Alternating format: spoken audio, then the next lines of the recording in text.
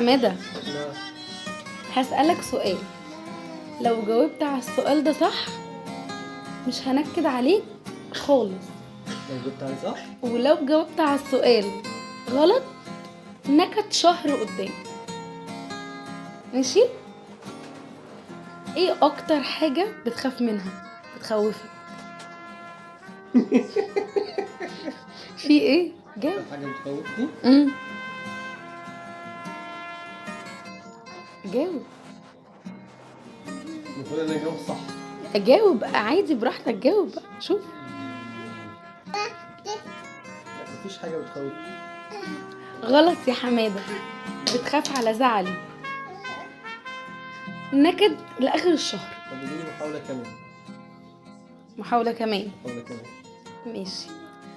لو كسبت اكبر جايزة في العالم هتعمل لي ايه؟ اعمل لك انت ايه؟ اه.